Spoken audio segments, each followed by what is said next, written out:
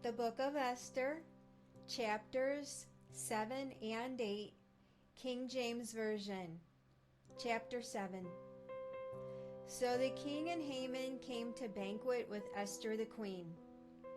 And the king said again unto Esther on the second day at the banquet of wine, What is thy petition, Queen Esther? And it shall be granted thee. And what is thy request? And it shall be performed, even to the half of the kingdom.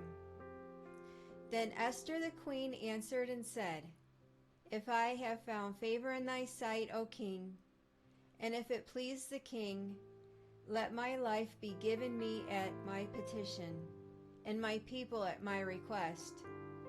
For we are sold, I and my people, to be destroyed, to be slain, and to perish. But if we had been sold for bondmen and bondwomen, I had held my tongue, although the enemy could not countervail the king's damage. Then the king Ahasuerus answered and said unto Esther the queen, Who is he, and where is he, that durst presume in his heart to do so? And Esther said, The adversary and enemy is this wicked Haman. Then Haman was afraid before the king and the queen. And the king, arising from the banquet of wine in his wrath, went into the palace garden. And Haman stood up to make request for his life to Esther the queen, for he saw that there was evil determined against him by the king. Then the king returned out of the palace garden into the place of the banquet of wine. And Haman was fallen upon the bed whereon Esther was. Then said the king, Will he force the queen also before me in the house? As the word went out of king's mouth, they covered Haman's face. And Harbona, one of the chamberlains, said before the king, Behold also, the gallows 50 cubits high, which Haman had made for Mordecai, who spoken good for the king, standeth in the house of Haman. Then the king said, Hang him thereon. So they hanged Haman on the gallows that he had prepared for Mordecai. Then was the king's wrath pacified. Chapter 8. On that day did the king Ahasuerus give the house of Haman the Jew's enemy unto Esther the queen. And Mordecai came before the king, for Esther had told what he was unto her. And the king took off his ring, which he had taken from Haman, and gave it unto Mordecai. And Esther set Mordecai over the house of Haman.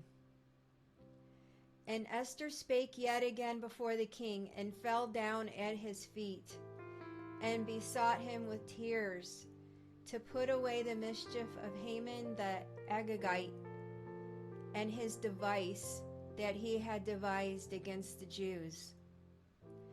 Then the king held out the golden scepter toward Esther. So Esther arose and stood before the king, and said, If it please the king, and if I have favor in his sight, and the thing seem right before the king, and I be pleasing in his eyes, let it be written to reverse the letters devised by Haman the son of Hammedatha the Agagite, which he wrote to destroy the Jews, which are in all the king's provinces. For how can I endure to see the evil that shall come unto my people? Or how can I endure to see the destruction of my kindred? Then the king Ahasuerus said unto Esther the queen and to Mordecai the Jew, Behold, I have given Esther the house of Haman, and him they have hanged upon the gallows, because he laid his hand upon the Jews. Write ye also for the Jews, as it liketh you, in the king's name, and seal it with the king's ring. For the writing which is written in the king's name, and sealed with the king's ring, may no man reverse. Then were the king's scribes called at that time in the 3rd month, that is the month Sivan, on the 23rd day thereof. And it was written according to all that Mordecai commanded unto the Jews, and to the lieutenants, and the deputies and rulers of the provinces which are from India unto Ethiopia, and 127 provinces, unto every province according to the writing thereof, and unto every people after their language, and to the Jews according to their writing, and according to their language.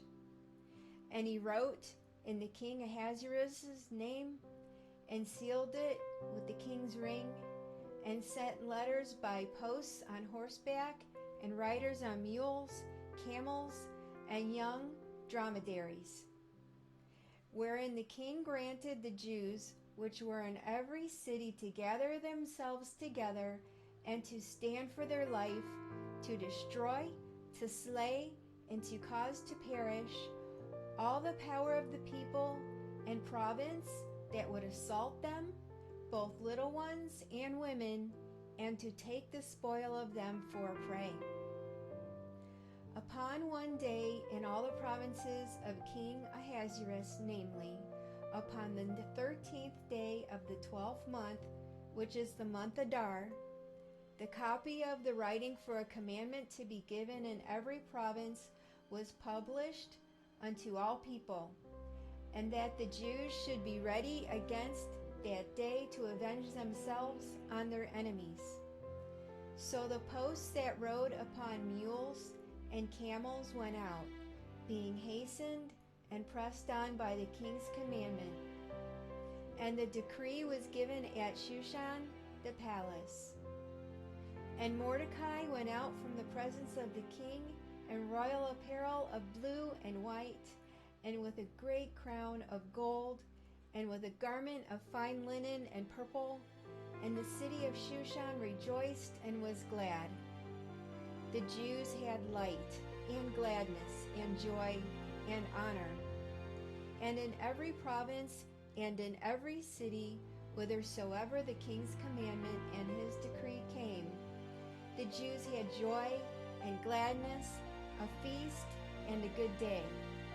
And many of the people of the land became Jews, for the fear of the Jews fell upon them.